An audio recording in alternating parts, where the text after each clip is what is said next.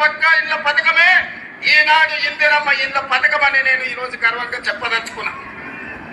ఈనాడు 3,24,00,000 మంది సన్న బియ్యం ప్రతి పేదవాడు దళిత వాడల్లో అన్నం తింటున్నాడంటే, సంటి పిల్లలకు బుక్కెడు పువ్వు తినిపిస్తున్నారంటే ఆ స్ఫూర్తి వెనకాల అన్న 2 రూపాయల కిలో బియ్యం పథకం ఉన్నదని నేను ఈరోజు చెప్పదలుచుకున్నా.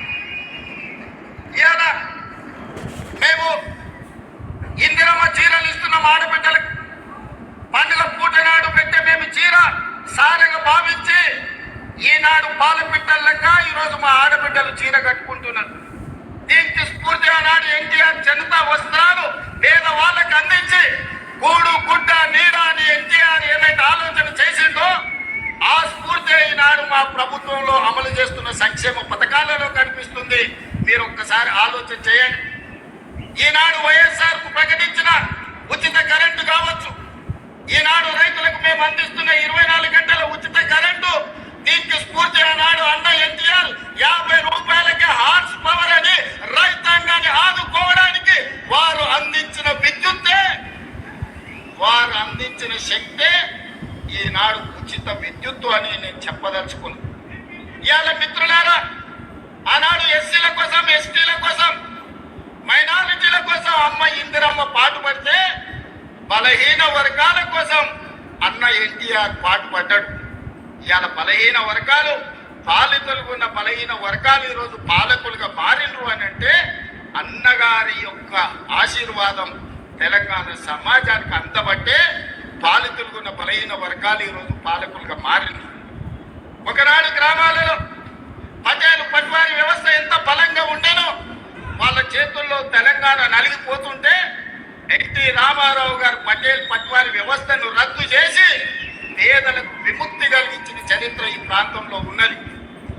ఆనాడు ఇందిరాగాంధీ గారు సాయుధ రైతాంగ పోరాటాన్ని స్ఫూర్తిగా తీసుకొని దళితులకు, గిరిజనులకు, ఆదివాసీలకు భూ పంపకాలు చేపట్టి అసైన్మెంట్ పట్టాలు ఇచ్చి గ్రామాలలో ఉన్న పేదలకు ఆత్మ గౌరవాన్ని ఇందిరాగాంధీ గారు అందిస్తే పటేలు పట్వారి వ్యవస్థను రద్దు చేసి బలహీన వర్గాల ఆత్మగౌరవంతో బతికే అవకాశం ఎన్టీ రామారావు గారు కల్పించారు. మిత్రులారా, ఇవాళ ఎక్కడైనా చూడండి మా ప్రభుత్వం అమలు చేస్తున్న సంక్షేమం, మా ప్రభుత్వం అమలు పరుస్తున్న అభివృద్ధి ఇందిరాగాంధీ గారు, ఎన్టీఆర్ గారు వారి స్ఫూర్తి కనిపిస్తుంది. ఈ రోజు ఇందిరమ్మ ఆశీర్వాదం, అన్న ఎన్టీఆర్ స్ఫూర్తి ఈ రోజు మా ప్రజా పాలనలో కనిపిస్తుంది, మా ప్రభుత్వంలో కనిపిస్తుంది, మా నిర్ణయాలలో కనిపిస్తుంది. అందుకే ఇందిరమ్మ మాకు ఎంత ముఖ్యమో ఎన్టీఆర్ కూడా అంతే ముఖ్యం. ఇందిరమ్మ ఒక తరం అయితే ఎన్టీఆర్ ఒక శకం. వాళ్ళిద్దరి కలయికనే ఈనాటి ప్రజాపాలన. ఈ ప్రజాపాలన ప్రజలకు అందుబాటులో ఉంది అనంటే ఒక ఇందిరమ్మ స్ఫూర్తి, ఒక ఎన్టీఆర్ యొక్క ఆలోచన విధానం ఈనాడు మేము అమలు చేస్తున్నాం. మిత్రులారా, ఇవాళ మా నిర్ణయాలు మీరు చూసిండ్రు. ఆడబిడ్డలకు ఆర్టీసీలో ఉచిత బస్సు కావచ్చు, ఆడబిడ్డలకి ఈరోజు అదాని అంబానీలతో పోటీ పడి సోలార్ పవర్ విద్యుత్ ఉత్పత్తి కావచ్చు, ఆర్టీసీలో ఉచిత ప్రయాణమే కాదు, ఆర్టీసీ 1000 బస్సులు ఆడబిడ్డలను యజమానులను చేసి ఈ రోజు వాళ్ళని వ్యాపారాలలో రాణించే విధంగా చేసినాం. ఆనాడు అన్న ఆడబిడ్డలకు ఏ విధంగా ఆస్తిలో హక్కిచ్చిండో ఈనాడు 1,000,000 మంది ఆడబిడ్డల్ని కోటీశ్వర్లను చెయ్యాలన్న లక్ష్యంతో మా ప్రజాపాలన పనిచేస్తుంది.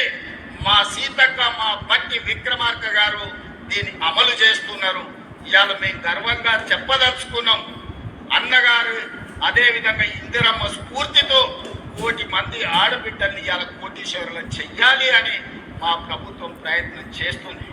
అందుకే మిత్రులారా, ఇవాళ మా ప్రభుత్వం రైతు రుణమాఫీ కావచ్చు, రైతు భరోసా కావచ్చు, రైతులకు ఉచిత కరెంటు కావచ్చు, రైతు రుణమాఫీ 21,000 కోట్ల రూపాయలు రద్దు చేసిన విషయం కావచ్చు, ఇవన్నీ రైతుల కోసం మేము అమలు చేస్తున్న సంక్షేమ పథకాలు.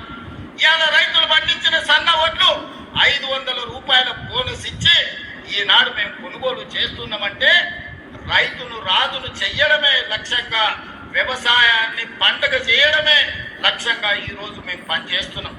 ఇవాళ మహిళలందరికీ అవకాశం ఇవ్వాలి అని స్థానిక సంస్థ